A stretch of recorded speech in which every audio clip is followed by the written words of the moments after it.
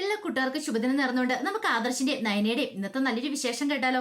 അങ്ങനെ ഇന്നത്തെ വിശേഷത്തില് രേവതി വേണുവും കൂടെ ഇരുന്ന് ആലോചിക്കുകയാണ്. പിന്നീട് രേവതി വേണുവിനോട് പറഞ്ഞു, എത്രയും പെട്ടെന്ന് തന്നെ നമുക്ക് മോളെ അങ്ങോട്ടേക്ക് പറഞ്ഞു വിടണം, അനന്തപുരിയിലേക്ക്. അവിടെ ചെന്നിട്ട് അവൾ എന്തൊക്കെയാ ചെയ്തു കൂട്ടണമെന്ന കാര്യങ്ങളൊക്കെ അവളെ പറഞ്ഞു മനസ്സിലാക്കി വിടണമെന്ന് പറയണേ. ഇത് കേട്ടോ വേണു പറഞ്ഞു, അത് ശരിയാ, ഇനി ഒരു കാരണവശാലും നമ്മുടെ മോളെ ഈ വീട്ടിൽ വന്ന് നിൽക്കാനായിട്ട് ഇടയാവരുത്. അത് മാത്രമല്ല, അവൾ അവിടെ ചെന്നിട്ടുണ്ടെങ്കിൽ ഇനിയിപ്പൊ അവളുടെ കൈപ്പിടിയിലാകണം അവിടുത്തെ കാര്യങ്ങളൊക്കെ പോണേന്ന് പറയണ. അങ്ങനെ സംസാരിച്ചുകൊണ്ടിരിക്കുന്ന സമയത്ത് അനാമിക അങ്ങോട്ടേക്ക് വരുവാണ്.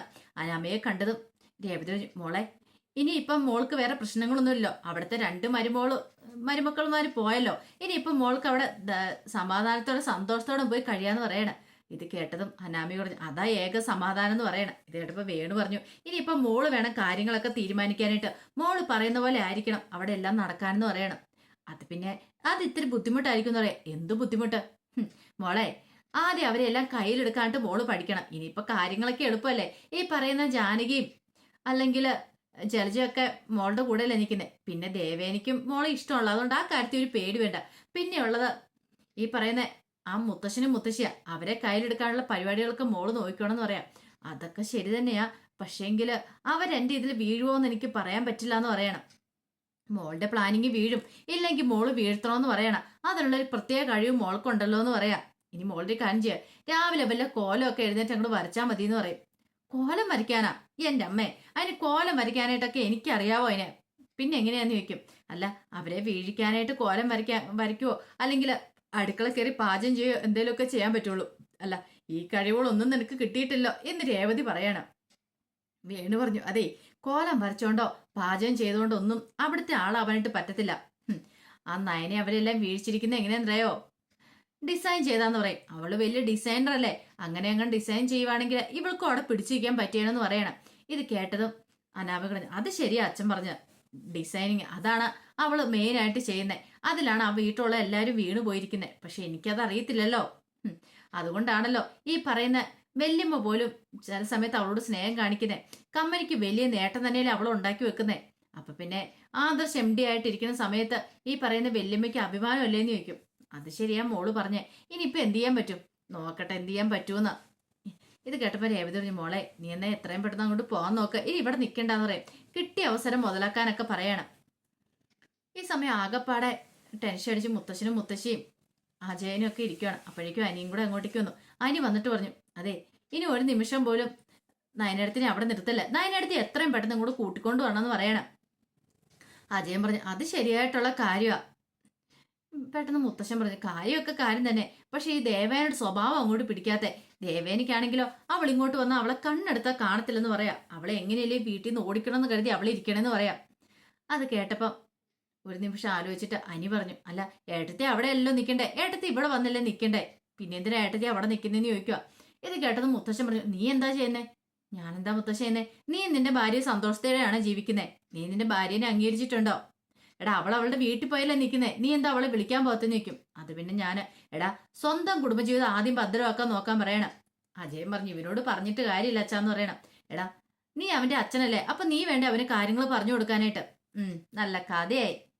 അതെ, അച്ഛൻ പറഞ്ഞിട്ട് ഇവൻ അനുസരിക്കുന്നില്ല, പിന്നെയാണോ ഞാൻ പറഞ്ഞിട്ട് അനുസരിക്കുന്നത് എന്ന് പറയണം. ഇത് കേട്ടോ മുത്തശ്ശൻ പറഞ്ഞു, ഇനിയിപ്പോൾ അതേ കാലത്തൊന്നും ഞാൻ ഉണ്ടാവും തോന്നില്ല, അതുകൊണ്ട് ഒരു കാര്യം ചെയ്യണം, നീ വേണം കാര്യങ്ങളൊക്കെ ഇനി പറഞ്ഞു കൊടുത്ത് മനസ്സിലാക്കാനായിട്ട്, എപ്പോഴും ഞാൻ ഉണ്ടായെന്ന് വരത്തില്ല എന്നൊക്കെ പറയണം. അങ്ങനെ സംസാരിച്ചുകൊണ്ടിരിക്കുന്ന സമയത്ത് ആദർശം വന്നു. ഈ സമയം അജയൻ പറഞ്ഞു, ആഹാ വന്നല്ലോ എന്ന് പറയണം. അങ്ങനെ ആദർശം വന്നു കഴിഞ്ഞപ്പോൾ മുത്തശ്ശി ചോദിച്ചു, മോന് ഭയങ്കര വിഷമമാണെന്ന് നിൽക്കും. ഏയ് വിഷമമൊന്നുമില്ല എന്ന് പറയാം, ഞങ്ങൾക്കറിയാം നയനമോൾ ഇവിടെ ഇല്ലാത്തതുകൊണ്ട് മോന് വിഷമമാവുന്നു. അല്ല, ദേവേനി ഇതിലായിട്ട് ക്ഷേത്രത്തിൽ പോയിട്ട് വന്നില്ലല്ലോ, ഇനിയിപ്പം അന്നദാനം കൂടെ കഴിഞ്ഞിട്ട് അവള് വരുവുള്ളൂ എന്ന് ചോദിക്കുക. ഇത്ര സമയം താമസിക്കുന്നല്ല. ജയൻ പറഞ്ഞു, ചിലപ്പോൾ അതായിരിക്കും. അല്ല, അവള് ക്ഷേത്രമായി പ്രാർത്ഥിച്ചിട്ടും കാര്യമൊന്നുമില്ല. മരുമകളുടെ മനസ്സ് മനസ്സിലാക്കാൻ പറ്റാതെ അവള് ക്ഷേത്രത്തിൽ പോയിട്ട് പ്രാർത്ഥിച്ചിട്ട് എന്ത് പ്രയോജനം അതുകൊണ്ട് കിട്ടാൻ പോണേന്ന് ജയൻ പറയാണ്. അങ്ങനെ അവർ സംസാരിച്ചുകൊണ്ടിരിക്കുന്ന സമയത്താണ് ഒരു കാർ വന്നിരിക്കുന്നത്. കാറിനകത്തുനിന്ന് ദേവേനെയും നയനയും കൂടെ ഇറങ്ങുവാണ്. ഒരു നിമിഷം എല്ലാവരും ഞെട്ടിപ്പോയി. എല്ലാവരുടെ മുഖത്തൊരു സന്തോഷം ഉണ്ടായി.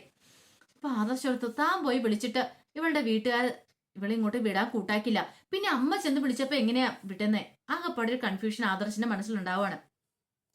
പിന്നീട് ദേവേനെയും നയനയും കൂടെ അങ്ങോട്ട് വന്നു കഴിഞ്ഞപ്പോ മുത്തശ്ശൻ പറഞ്ഞു, ആഹാ കൊള്ളാലോ, അല്ല നീ ക്ഷേത്രത്തിലേക്കാന്നും പറഞ്ഞല്ലേ ഇവിടുന്ന് പോയത്, എന്നിട്ടോ നയനമോളെ എങ്ങനെ കൂട്ടിക്കൊണ്ട് വന്നു ചോദിക്കുകയാണ്. അത് പിന്നെ ക്ഷേത്രത്തിൽ പോയി പ്രാർത്ഥിക്കുന്ന സമയത്ത് എനിക്ക് ഒരു ചില ഉൾവിളികളൊക്കെ ഉണ്ടായി. നിന്റെ മരുമോളെ പോയി കൂട്ടിക്കൊണ്ട് വരണം.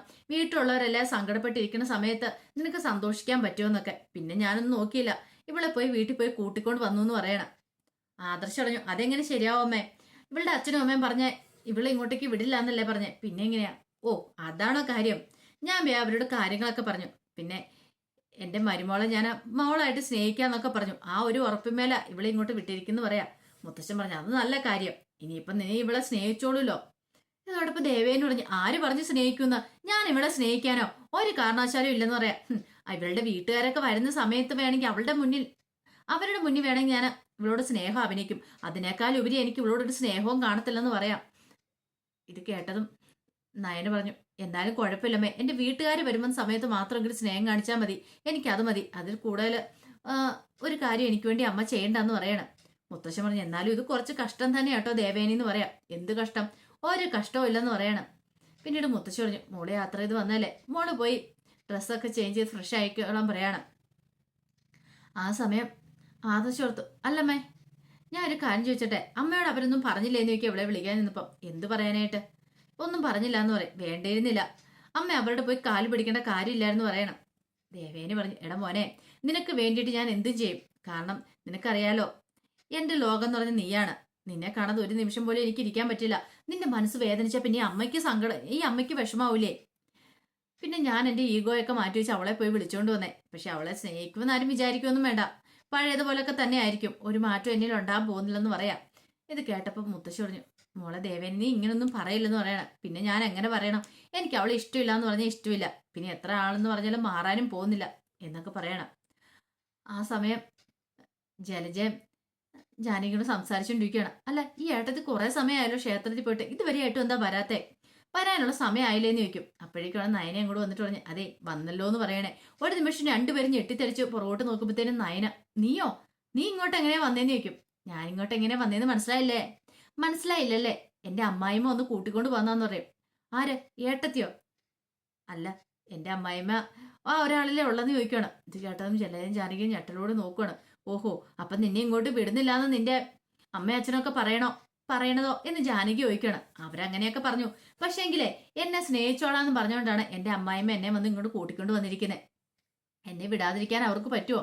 അതുകൊണ്ട് ഞാൻ ഇങ്ങോട്ട് വന്നാന്ന് പറയണം. ജലജ പറഞ്ഞു, ഈ ഏട്ടത്തിക്ക് ഇത് എന്ത് പറ്റി? ഇങ്ങനെയൊന്നും ആയിരുന്നല്ലോ ഏട്ടത്തിന്റെ സ്വഭാവം. അതോർത്ത് ഇനി പാകപ്പാടെ കട്ടക്കലിപ്പായിപ്പോയി. നയനെ അങ്ങോട്ടേക്ക് പോവാണ്. ആ സമയം ജാനകിയോട് പറഞ്ഞു, എനിക്ക് തോന്നുന്നു ആദർശിന് വേണ്ടാന്ന് തോന്നേ എടുത്ത് അവളെ പോയി കൂട്ടിക്കൊണ്ട് വന്നേ. എന്നാലും ഇത്രയ്ക്ക് കൊടുഞ്ചത് നമ്മളോട് വേണ്ടായിരുന്നു. ഓ, രണ്ടെണ്ണങ്ങളും പോയെന്നോർത്ത് സന്തോഷത്തോടെ സമാധാനത്തോടും കൂടി ഇരുന്ന അപ്പോഴാണ് ഓരോ മാരണങ്ങളെയൊക്കെ വലിച്ച് വീട്ടിൽ കയറ്റിക്കൊണ്ട് വരുന്നത് എന്നൊക്കെ പറയുവാണ് അവര്. ഈ സമയം അഭി ആകെപ്പാട് ടെൻഷൻ ഇരിക്കുവാണ്. ദൈവമേ, അനഘയെക്കുറിച്ചുള്ള ചിന്തകള്. അപ്പോഴേക്കുമാണ് ഒരു കൊടുങ്കാറ്റ് പോലെ ജലജ അങ്ങോട്ടേക്ക് വരുന്നേ. ജലജ വന്നിട്ട് പറഞ്ഞു, എടാ നീ ഇവിടെ നടക്കുന്ന വല്ല പുകിലും അറിയുന്നുണ്ടോന്ന് ചോദിക്കും. എന്ത്? എടാ നിന്റെ വല്യമ്മയുണ്ടല്ലോ, വല്യമ്മ പോയി വിളിച്ചോണ്ട് വന്നിരിക്കുന്നു ആ നയനെന്ന് പറയുന്നവളെ. അവരെ വിളിച്ചോണ്ട് വന്നോ? അതെ. അല്ല, അതിനിപ്പോ എന്തിന്റെ ആവശ്യമാണെന്ന് ചോദിക്കണം. എനിക്കറിയത്തില്ല എന്തിന്റെ കേടാന്നുള്ളത്.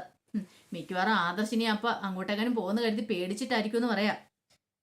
എന്നാലും അവരിത്രയ്ക്കൊന്നും ചെയ്യണ്ടായിരുന്നു പറയണേ. ഇനി എങ്ങനെ എന്ത് ചെയ്യുന്ന പോലും എനിക്ക് അറിയില്ലോ എന്ന് പറയണം. ഇത് കേട്ട അഭി പറഞ്ഞു, എന്തേലും ചെയ്യട്ടെ, ഞാൻ അതിനേക്കാളും വലിയ ടെൻഷനിലാന്ന് പറയണം. അതിനേക്കാളും വലിയ ടെൻഷനോ? എടാ നിനക്ക് അതിന് മാത്രം എന്താ ഇത്ര ടെൻഷൻ ഇരിക്കണമെന്ന് ചോദിക്കും. അമ്മയ്ക്ക് അറിയത്തില്ലാഞ്ഞിട്ടാ. എടാ എനിക്കറിയത്തില്ല, എന്നോട് പറ. തൽക്കാലത്തേക്ക് അമ്മ അറിയണ്ട, പിന്നെ അമ്മയ്ക്ക് തന്നെ അത് അറിഞ്ഞോളൂ എന്ന് പറയും. ഞാൻ തന്നെ അറിയണോ? അതിന് മാത്രം എന്ത് രഹസ്യമാടാ, എന്ത് കാര്യമുള്ളതെന്ന് ചോദിക്കണം. അതൊന്നും പുറത്തു പറയാൻ പറ്റില്ലമ്മേ, അതിന് സമയമായിട്ടില്ല.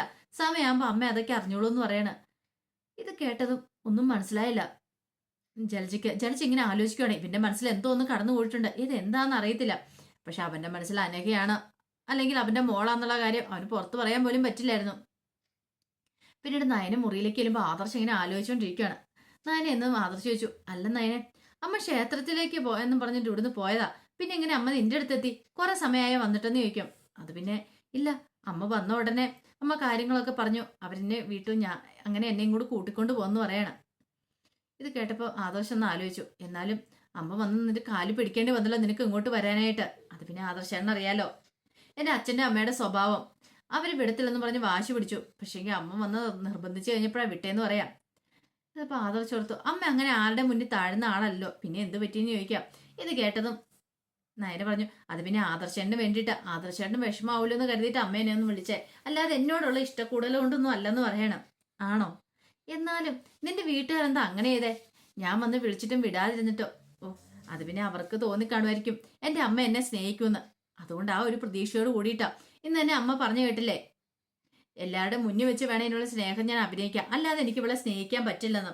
ആദർശന് ആ പട കൺഫ്യൂഷൻ ആയിപ്പോയി. എന്ത് ചെയ്യണം എന്നറിയത്തില്ല. എന്തൊക്കെയോ അവിടെ ഒരു സ്പെല്ലിംഗ് മിസ്റ്റേക്ക് പോലെ.